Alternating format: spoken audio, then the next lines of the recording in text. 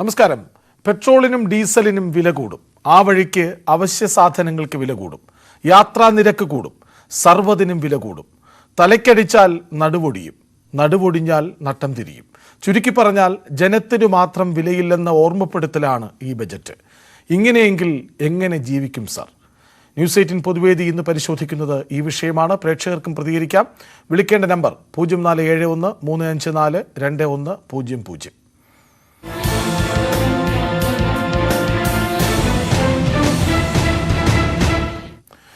വടകരയിൽ നിന്ന് ബാലകൃഷ്ണൻ എന്ന പ്രേക്ഷകനൊപ്പം ചേരുന്നുണ്ട്. ബാലകൃഷ്ണൻ, സർവ്വതിനും വില കൂടുമെന്ന സൂചനയാണ്, നടുവൊടിക്കുമെന്ന വ്യക്തമായ സൂചനയാണ് ഈ ബജറ്റ് പ്രഖ്യാപനങ്ങൾ നമുക്ക് നൽകുന്നത്.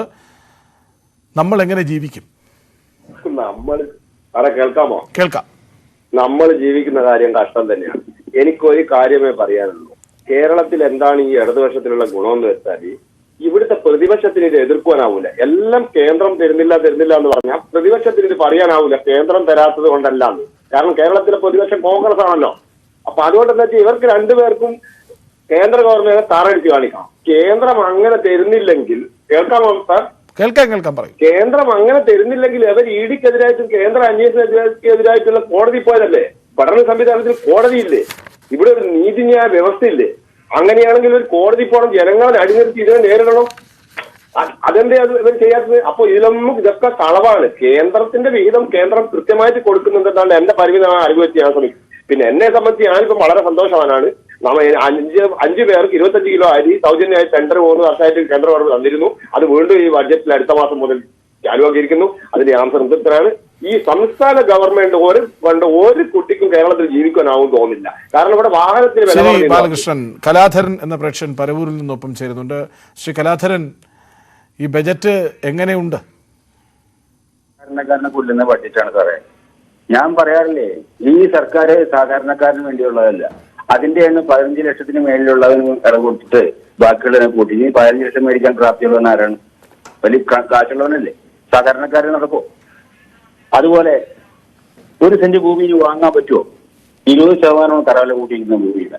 ഇതൊക്കെ ചെന്ന് കാണിക്കുന്ന ആർക്ക് ഉപകാരത്തിനാണ് നീ പറയുന്നത്? ഇതൊന്നുമില്ല. ഈ പിണറായി സർക്കാർ ഒരിക്കലും സാധാരണക്കാരൻ ഒന്നും ചെയ്യുന്നില്ല. അവന് തുടർ ഭരണം കിട്ടിയില്ലേ? കൊല്ലല്ലേ നമ്മളെ. സത്യം പറഞ്ഞാൽ ഇന്ന് മലയാളിക്ക് ജീവിക്കാനുള്ള വല്ല സാഹചര്യമുണ്ട് ഇവിടെ. അത് തന്നെ കേന്ദ്ര ബഡ്ജറ്റും. ഇതൊന്നും ആരും പറഞ്ഞിട്ട് കാര്യം. ഇവർ രണ്ടുപേരും ഒറ്റ ചങ്ങാതിമാര്. മനസ്സിലായില്ലേ? അപ്പൊ കോൺഗ്രസിന്റെ ഭരണം മെച്ചമെന്ന് ഞാൻ പറയുന്നില്ല. ഈ രാഷ്ട്രീയ പാർട്ടികളൊക്കെ തച്ചടച്ച് പുതിയൊരു സംവിധാനം ഉണ്ടാവണം.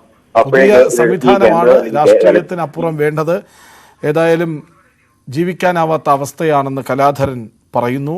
ബാബു എന്ന പ്രേക്ഷകൻ കൊല്ലത്ത് നിന്നൊപ്പം ചേരുന്നുണ്ട്. ബാബു, നടുവൊടിക്കും ഈ ബജറ്റ് എന്ന് തോന്നുന്നുണ്ടോ? സാറേ, ഇന്ത്യൻ സ്റ്റേറ്റുകളില് 1,83,000 പേർക്ക് ജോലി കൊടുത്തു കേരള ഗവൺമെന്റ്. പിന്നെ 3 മാസം ഫ്രീ റേഷൻ കൊടുക്കും മീൻപിടുത്തക്കാർക്ക്, അവർക്ക് മഴക്കാലത്ത്. പിന്നെ ട്രൈബ്സിനും എല്ലാം ഫ്രീ റേഷൻ കൊടുക്കണം. പിന്നെ സർക്കാർ ആശുപത്രികളിലെല്ലാം ഫ്രീ മരുന്ന്, ചെക്കപ്പ് കാര്യങ്ങള്, ഡോക്ടർ, അതെല്ലാം കൂടെ സർക്കാരിന്റെ ആശുപത്രികൾ നടക്കണം. പിന്നെ അതുകൂടാതെ 71,000 വീടുകൾ ഫ്രീ ആയിട്ട് ഉണ്ടാക്കി കൊടുക്കും. അതുകൂടാതെ മറ്റ് ആനുകൂല്യങ്ങള്, ക്ഷേമ പെൻഷന്, ഇതെല്ലാം ഈ മാത്യു കുഴൽനാടനും പിന്നെ വി ഡി സതീശനും പറയുന്ന പോലെ പിണറായി വിജയനും പിന്നെ മന്ത്രിമാരെല്ലാം കൊണ്ട് അവരുടെ വീടും പറമ്പും വിറ്റിട്ട് കൊണ്ടുവന്ന് കൊടുക്കണമെന്നാണ് പറയുന്നത്. അപ്പൊ കുഴപ്പമൊന്നുമില്ലല്ലേ? പെട്രോളിന് വില കൂടിയ കുഴപ്പമില്ല, ഡീസലിന് വില കൂടിയ കുഴപ്പമില്ല, വി ഡി സതീശനും മാത്യു കുഴൽനാടനുമാണ് കുഴപ്പം. ഒരു മിനിറ്റ് ഞാൻ പറഞ്ഞൂടെ കേൾക്കണം. 80 രൂപയായിരുന്നു ഈ കേന്ദ്ര ഗവൺമെന്റ് കയറുന്നതിന് മുമ്പ് 80 രൂപയായിരുന്നു പെട്രോൾ വില. ഇപ്പൊ 106 രൂപ ആക്കി. അവർ 26 അറിഞ്ഞില്ല. അപ്പോഴും സമരം 2 രൂപ കൂട്ടി. ആരായിരുന്നു? എന്താ ഇവിടെ അപ്പോ സമരം ചെയ്ത ആരായിരുന്നു? കേന്ദ്ര സർക്കാർ ഇന്ധന വില കൂട്ടിയപ്പോൾ വില കൂട്ടാൻ പറ്റൂ സാറേ? ഇപ്പൊ കേരളത്തിൽ ഇന്ധനത്തിന് വില കൂടിയാൽ സർവ്വതിനും വില കൂടും എന്നങ്ങ് ബാക്കിയെല്ലാം GST കൊണ്ടുപോയി, സെൻട്രൽ ഗവൺമെന്റ് കൊണ്ടുപോയി. ഹലോ ശ്രീ ബാബു, പെട്രോളിനും ഡീസലിനും വില കൂടിയാൽ നമുക്ക് വേണ്ടതിനൊക്കെ വില കൂടും എന്നങ്ങ് ഓർക്കുന്നുണ്ട്. ആയിക്കോട്ടെ, അത് 2 രൂപയുടെ വ്യത്യാസമല്ലേ വരുന്നുള്ളൂ. ഒരു കുഴപ്പമില്ലല്ലേ? 10 പൈസ കൂടിയപ്പോ സമരം നാട് നീളെ നടത്തിയവരാണ്. 2 രൂപ കൂടിയപ്പോ ഒരു കുഴപ്പമില്ല. ആയിക്കോട്ടെ, 400 രൂപയ്ക്ക് പിന്നെ ഗ്യാസിന് 450 രൂപ ആക്കിയപ്പം BJP സമരം ചെയ്തില്ല. എന്നിട്ട് അവര് കൂട്ടിയില്ലേ? അതല്ലേ ഞാൻ പറഞ്ഞത്. ഈ 2 രൂപ കൂട്ടിയപ്പോ എന്തിനാ കരയുന്നത്? അത് ജനങ്ങൾക്ക് വേണ്ടി കൊടുക്കാനുള്ളതാ. എന്നിട്ട് വെറുതെ ഇങ്ങനെ പറയാം. എന്നാൽ ഒരു കാര്യം ചെയ്യട്ടെ, പിണറായി വിജയനും പിന്നെ മന്ത്രിമാരെല്ലാം കൂടെ അവരെ വീടും സ്ഥലവും വിറ്റിട്ട് കൊണ്ട് കൊടുക്കട്ടെ, പോയി പണി നോക്കാൻ പറയുന്നത്. ഓക്കെ നന്ദി ബാബു. നിങ്ങളുടെ വീക്ഷണം വേറെ ഒരു കോണിലാണ്. ഏതായാലും സുരേന്ദ്രൻ എന്ന പ്രേക്ഷകൻ തൃശ്ശൂരിൽ നിന്നൊപ്പം ചേരുന്നുണ്ട്. സുരേന്ദ്രൻ, ഈ ബജറ്റിനെ കുറിച്ച് എന്താണ് പറയാനുള്ളത്? സാറേ, ഒരു ബജറ്റിലെ നികുതി വർദ്ധിപ്പിക്കുക എന്ന് പറഞ്ഞാൽ എല്ലാ ആൾക്കാർക്കും ബുദ്ധിമുട്ടുണ്ടാവുന്നത് തന്നെയാണ്. പക്ഷെ ഞാൻ ഒരു കാര്യം ചോദിക്കട്ടെ, ഈ പെട്രോളിന് എന്തുകൊണ്ടാണ് ഈ പെട്രോളിന് വില കൂട്ടാനുള്ള കാരണം എന്ന് ധനമന്ത്രി കൃത്യമായിട്ട് പറഞ്ഞിട്ടുണ്ടല്ലോ. ഈ സാമൂഹിക ക്ഷേമ പെൻഷൻ നിർത്തണം. ഈ സാമൂഹിക ക്ഷേമ പെൻഷൻ മേടിക്കുന്നവരൊക്കെ സാധാരണക്കാരല്ലേ? ആ ക്ഷേമം അത് നിർത്തണോ, അത് പെട്രോളിന് 2 രൂപ സെസ് വർദ്ധിപ്പിക്കണോ? ഈ 2 രൂപ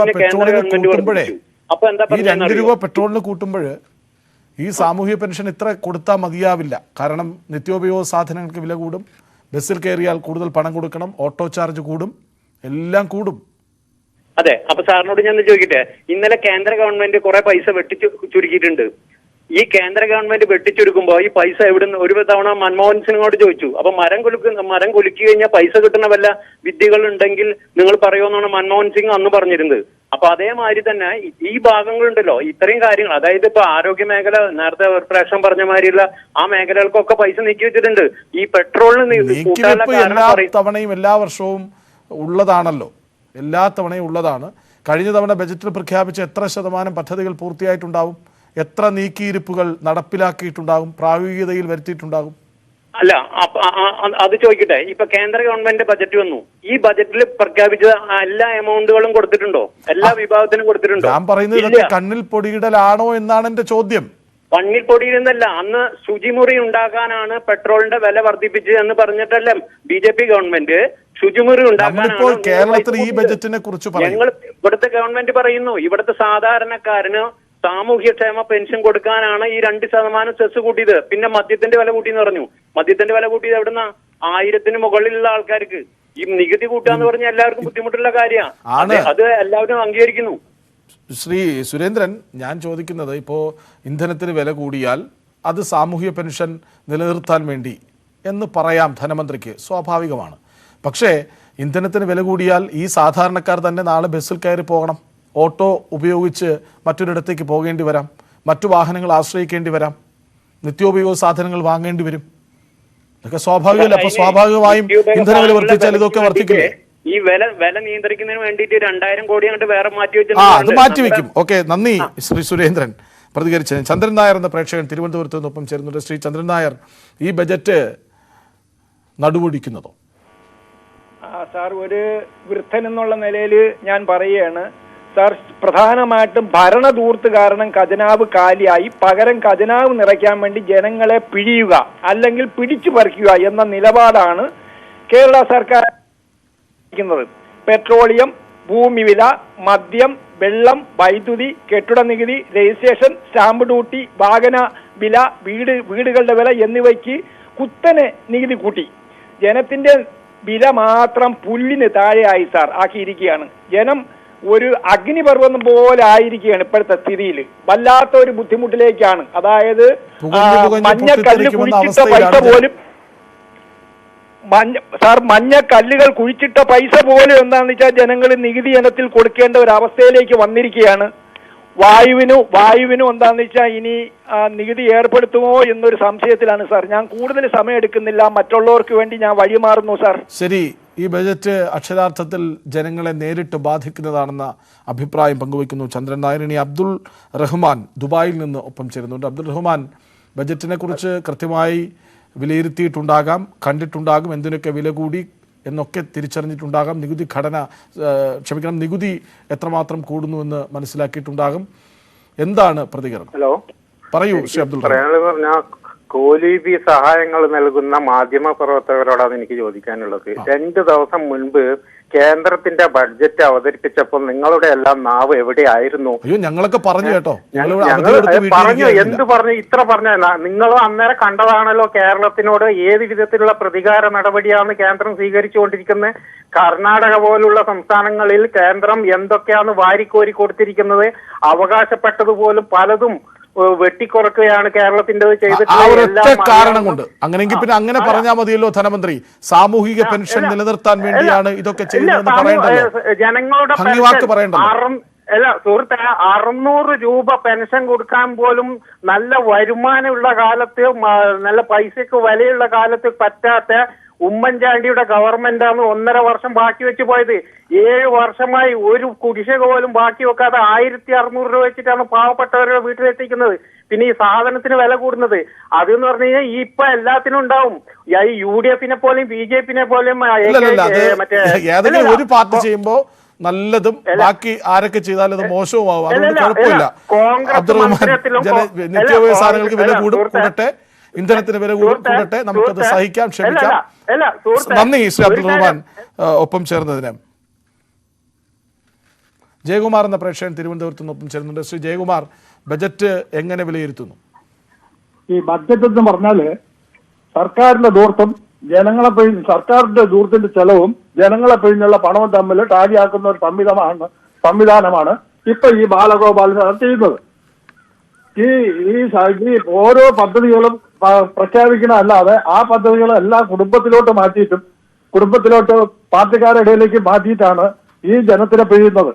ഇവിടത്തെ ജനം കഞ്ചാവ് കച്ചവടവും കള്ളക്കടത്തും നടത്തിയല്ല പണം ഉണ്ടാക്കുന്നത്, വളരെ കഷ്ടപ്പെട്ടാണ് ഉണ്ടായിക്കൊണ്ടുവരുന്നത്. അങ്ങനെയുള്ള നേതാക്കന്മാരെ, കാപ്സ്യൂളുകളെ ഈ രാജ്യത്ത് ഈ പാർട്ടിയെ താങ്ങി നിർത്തുന്നിടത്തോളം കാലം പാവപ്പെട്ട ജനത്തിന് കഷ്ടമല്ലാതെ ഒരു നേട്ടവും ഉണ്ടാവില്ല. ഇവിടുത്തെ പാവപ്പെട്ട സാധാരണ ജനത്തിന്റെ പ്രതിനിധി എന്ന നിലയിലാണ് അങ്ങ് സംസാരിച്ചത്. സാധാരണക്കാര് വഴിയോരത്ത് കൂടെ വിരിച്ച് കിടക്കുമ്പോൾ മുഖ്യമന്ത്രിയുടെ പശുവിന് 48 ലക്ഷം രൂപ ഈ കാശ്മീർ വഴികൾ എവിടെ പോകുന്നു? ലിസ്റ്റ് ഉണ്ടാക്കാൻ പൈസ, നീന്തൽ കുളത്തിന് പൈസ, 4 5 വണ്ടി മാറി. ഈ ഓരോ ദിവസവും ഈ സാധനത്തിന് വില കിട്ടിക്കൊണ്ടിരിക്കുകയാണ്. ബഡ്ജറ്റ് അല്ലാതെ ഓരോത്തിനും ടാക്സിട്ട് സാധനത്തിന് വില കൊടുത്തു. ഈ ബാലഗോപാൽ റിസർച്ച് നടത്തുന്നത് ജനത്തിനെ എങ്ങനെ പിഴിഞ്ഞ് ദൂർത്തടിക്കാം. ഓരോ മന്ത്രിമാരെയും നേതാക്കന്മാരെയും മക്കളെ കയ്യിൽ ഓരോ ബഡ്ജറ്റിലുള്ള കാശുകളുണ്ട്. അതുകൊണ്ട് അവർക്കിത് ബുദ്ധിമുട്ടില്ല, പാർട്ടിക്കാർക്ക് ബുദ്ധിമുട്ടില്ല. അവർക്ക് കഞ്ചാവോ കള്ളക്കടത്തോ മണ്ണിടിക്കലോ നടത്തി പൈസ ഉണ്ടാക്കാൻ. അതുകൊണ്ടാണ് 2-3 ഈ കാപ്സ്യൂൾ പിടിക്കാൻ ഇവിടെ പറഞ്ഞത്. അവരൊക്കെ ജയകുമാർ, അങ്ങ് ഒരു സാധാരണ പൊതുജന പ്രതിനിധിയായാണ് പ്രതികരിച്ചത്. അങ്ങയുടെ വാക്കുകൾ അത് വ്യക്തവുമാണ്. രാജശ്രീ എന്ന പ്രേക്ഷക തിരുവല്ലയിൽ നിന്നൊപ്പം ചേരുന്നത്. ശ്രീമതി രാജശ്രീ, ബജറ്റിനെ കുറിച്ച് എന്താണ് പറയാനുള്ളത്? ഹലോ, പറയൂ സാറേ. ലൈഫിന്റെ പദ്ധതി, ആ ഒരു പദ്ധതി പോലും, ആ പദ്ധതിയെ കുറിച്ച് ഒന്നും തന്നെ പറഞ്ഞില്ലല്ലോ സാറേ. ഞങ്ങൾ സാധാരണക്കാര് ഈ വസ്തു നോക്കിയിരിക്കുന്ന ഒരാളാണ് ഞാൻ. അതായത് ഭൂമി ഇല്ലാത്തവന് ഭൂമി കൊടുക്കുന്ന ഒരു പദ്ധതി 2020 അപേക്ഷ സമർപ്പിച്ചതാണ്. പലതവണ പഞ്ചായത്തുകളും സർക്കാർ സ്ഥാപനങ്ങളിലും കയറി ഇറങ്ങുമ്പോൾ അവർ പറയുന്നത് ഈ വർഷം മാർച്ച് ആവട്ടെ, അടുത്ത വർഷം ഏപ്രിൽ ആവട്ടെ, ഓരോ വർഷവും ഞങ്ങളെ നിരാശപ്പെടുത്തുകയാണ്. ഓരോ പ്രാവശ്യവും ഞങ്ങൾക്ക് നിരാശ സമ്മാനിക്കുന്നത്. 2 കുട്ടികളെയും കൊണ്ട് 7 വർഷമായിട്ട് വാടക വീട്ടിൽ തുടരുക. ഈ അടച്ചിട്ട കൊറോണ കാലത്ത് പോലും ഈ 2 മാസം അടച്ചിട്ട കൊറോണ സമയത്ത് 5000 വെച്ചിട്ടാണ് വാടക കൊടുത്തത്. ഇത്രയും പദ്ധതികളൊക്കെ നടപ്പിലാക്കുമ്പോൾ ഞങ്ങളെ സാധാരണക്കാരെ കൂടെ പരിഗണിച്ചുകൂടെ? ഞങ്ങളുടെ ഒരു അവസ്ഥ അനുഭവം പങ്കുവയ്ക്കലാണ് ഇത്. ഞങ്ങളെ എന്തുകൊണ്ട് പരിഗണിക്കുന്നില്ല? വീട് വയ്ക്കാൻ അല്പം വസ്തു കിട്ടിയെങ്കിൽ എന്ന കാരണത്താൽ സർക്കാർ ഓഫീസുകൾ കയറി ഇറങ്ങുന്ന ദുരനുഭവം കൂടി അവർ പങ്കുവയ്ക്കുന്നു. നന്ദി രാജശ്രീ പ്രതികരിച്ചതിന്, അഭിപ്രായം പറഞ്ഞതിന്. ഒരു ഇടവേളയ്ക്ക് ശേഷം വളരെ പെട്ടെന്ന് മടങ്ങി വരാം.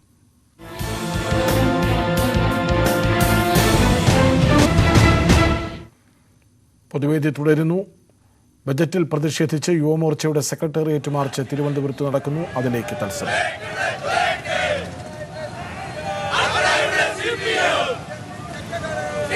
യുവമോർച്ചയുടെ മാർച്ച്, യൂത്ത് കോൺഗ്രസിന്റെ മാർച്ചൊക്കെ സെക്രട്ടേറിയറ്റിലേക്ക് വരികയാണ്. വലിയ പ്രതിഷേധമാണ് തിരുവനന്തപുരം നഗരത്തിൽ രൂപപ്പെടുന്നത്.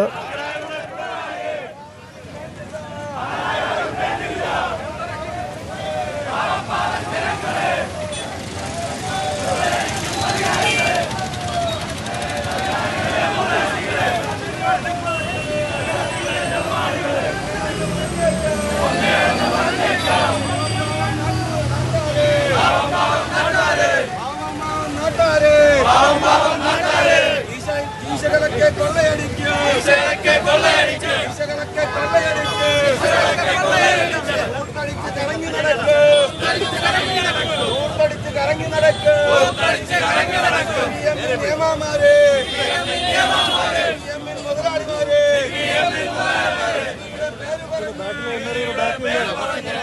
എല്ലാരും ഒന്ന് പൊറോട്ടയ്ക്ക്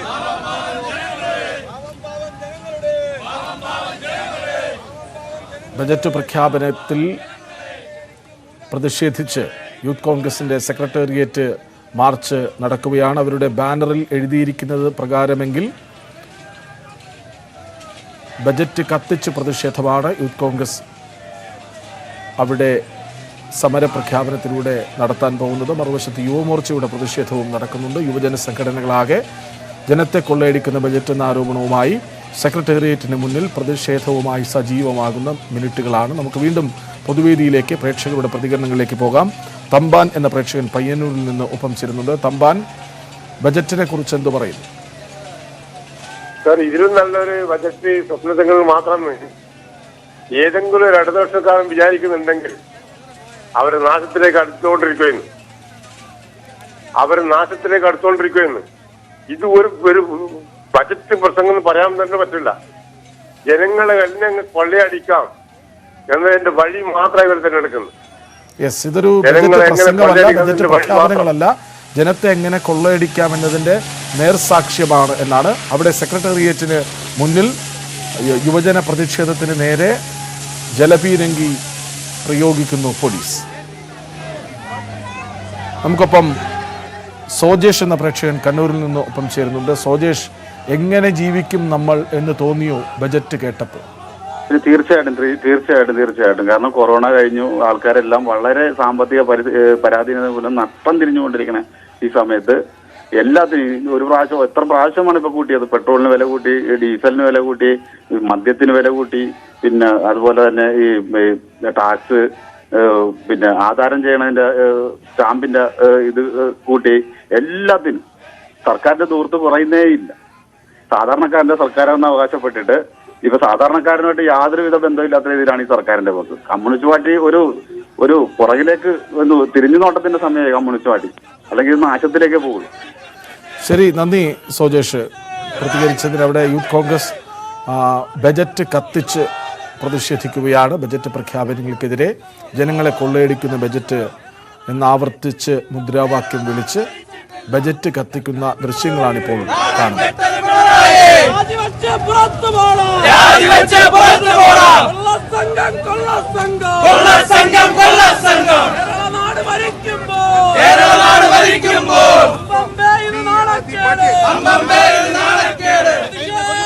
രാജേഷ് എന്ന പ്രേക്ഷകൻ അടൂരിൽ നിന്നൊപ്പം ചേരുന്നുണ്ട്. രാജേഷ്, തിരുവനന്തപുരത്ത് യുവജന സംഘടനകളൊക്കെ പ്രതിഷേധവുമായി രംഗത്തിറങ്ങി തുടങ്ങി. ഈ ബജറ്റ് ജനങ്ങളുടെ തലക്കടിക്കുന്നതോ? എന്താണ് മറുപടി?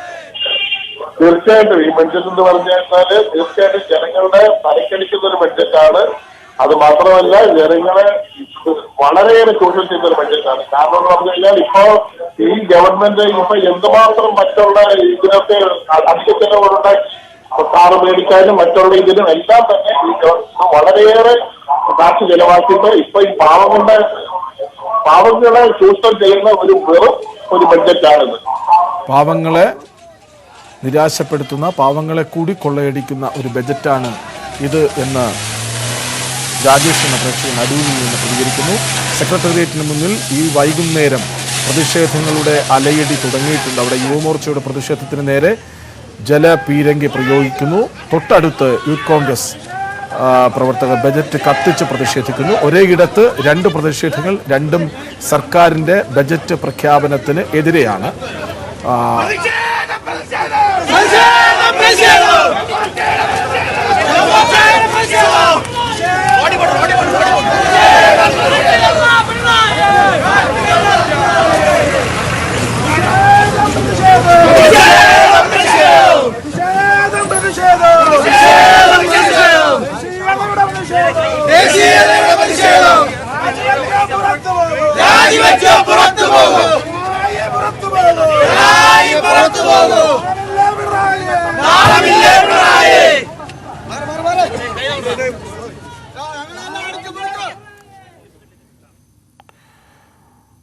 ഇന്ധനത്തിന് വില കൂട്ടിയതിലൂടെ സർവ്വതിനും വില കൂടും എന്നാണ് സാധാരണ പ്രേക്ഷകർ പ്രതികരിക്കുന്നത്.